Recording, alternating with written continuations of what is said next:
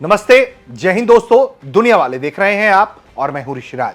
दोस्तों, दुनिया वाले के इस वीडियो में हम बात करने जा रहे हैं चीन ने जो कीर्तिमान स्थापित किया है।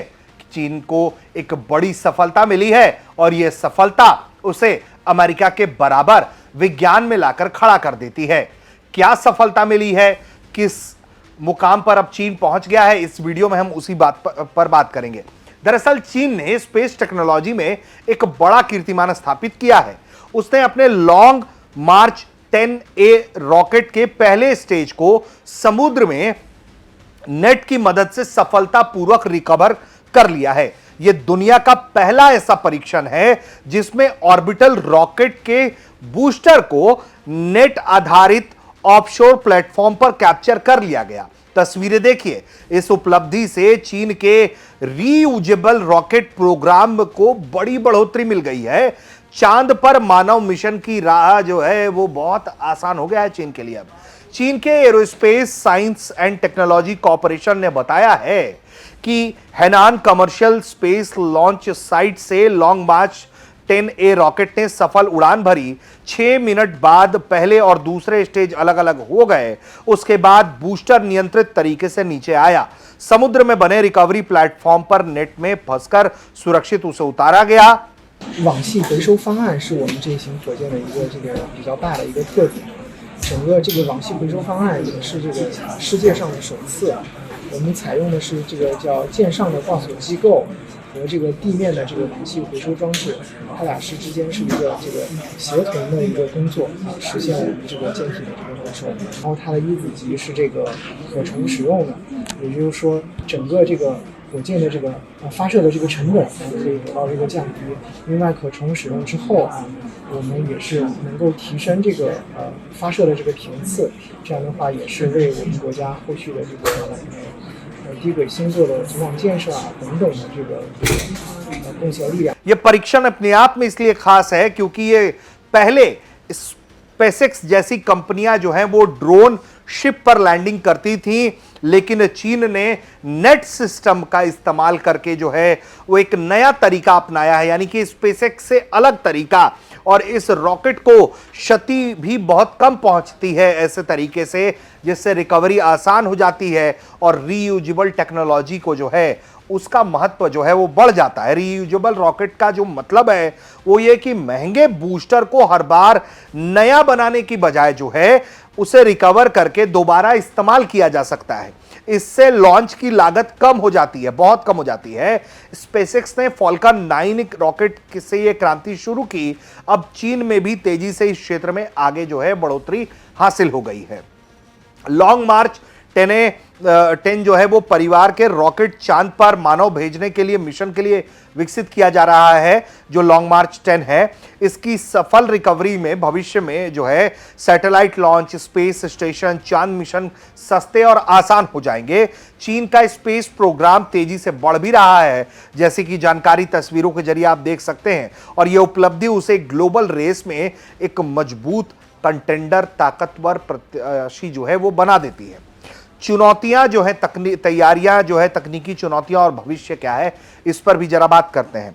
देखिए, उस समुद्र में जो नेट से रिकवरी करना जो है वो आसान नहीं है। रॉकेट को सटीक जगह पर लाना, हवा समुद्र की स्थिति को नियंत्रित करना, नेट सिस्टम मजबूती जो है वो जरूरी है। चीन जो है इसे सफलतापूर्वक, चाइना ने इसे जो है वो कर दिखाया है। इसके अलावा अगर हम बात करें तो यह परीक्षण जो है वो चीन की अगली पीढ़ी के मानव स्पेस लाइट प्रोग्राम के लिए महत्वपूर्ण है। आने वाले वर्षों में चीन चंद्रमा पर एस्ट्रोनॉट भेजने की तैयारी कर रहा है। रीयूजेबल टेक्नोलॉजी से लागत कम होने पर ज्यादा मिशन संभव होंगे। दुनिया में रीयूजेबल रॉकेट की रेस जो है वो तेज हो गई है। अमेरिका, चीन और अन्य देश सस्ते स्पेस ट्रांसफॉर्मेशन पर काम कर रहे हैं। चीन की यह सफलता दिखाती है कि वो क्षेत्र में पीछे नहीं है। चीन ने दक्षिण चीन के जिस तरीके से हेनान में इस काम को अंजाम दिया है वो बहुत बड़ी उसके लिए सफलता मानी जा रही है। और जो सबसे बड़ी बात यह है कि चाइना के aerospace science and technology corporation जो है उसके तहत जो China academy of launch vehicle technology है उसके द्वारा इसको विकसित किया गया लॉन्ग मार्च 10B एक बड़ा 2 चरण वाला लिक्विड फ्यूल कैरियर रॉकेट है जिसका कोर व्यास 5 मीटर है, लगभग 63 मीटर यह ऊंचा है। 890 टन के टेक ऑफ थ्रस्ट वाले इस रॉकेट में पहले चरण के लिए लिक्विड ऑक्सीजन और केरोसिन और दूसरे चरण के लिए लिक्विड ऑक्सीजन और मीथेन का इस्तेमाल किया जाता है। इसे दोबारा इस्तेमाल करने की क्षमता को ध्यान में रखकर ही डिजाइन किया गया है। रीयूजेबल मोड में इसे लो अर्थ ऑर्बिट पेलोड क्षमता 16 टन है, जो बड़े कमर्शियल सैटेलाइट और लियो इंटरनेट कनेक्शन कॉन्स्टेलेशन को तैनात करने के लिए भी बहुत किफायती समाधान है। जिस तरीके से ये फायदा मिला है और जिसमें combined configuration optimisation, methane autogenous pressurisation और ब्लेफ टैंक का इस्तेमाल करके प्रोपल्ट मैनेजमेंट जो है वो शामिल किया गया है, बहुत बड़ी सफलता है चीन के लिए।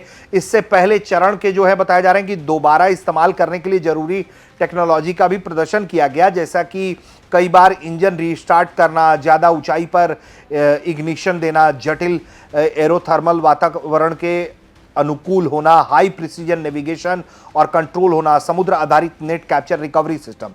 आगे देखते हुए, भविष्य को देखते हुए डेवलपमेंट टीम रॉकेट की परफॉर्मेंस को लगातार बेहतर बनाने और इसकी रीयूजेबल टेक्नोलॉजी को विकास करने में तेजी लाने की योजना बना रही है और पहले चरण के दोबारा इस्तेमाल वाली उड़ान इस साल के अंत में तय की गई है, बताया जा रहा है। इसके यानी कि रीयूजेबल को वापस से टेस्ट किया जाएगा। लॉन्ग मार्च 10B की सफल पहली उड़ान लॉन्ग मार्च जो है वो रॉकेट सीरीज का 667वां लॉन्च है, तो ये अपने आप में अप्रत्याशित है और एक बड़ी सफलता है जो उसे चाइना को अमेरिका के बरक्स लाकर खड़ा कर देता है और इसके जरिए चाइना का स्पेस मार्केट में डोमिनेंस बढ़ेगा। हालांकि मैं आपको बता दूं कि भारत जो है वो भी इस दिशा में बहुत तेजी से काम कर रहा है, अमेरिका भी काम कर रहा है। भारत का इसरो आप जानते हैं वो पूरी दुनिया में नाम है उसका, उसके काम का।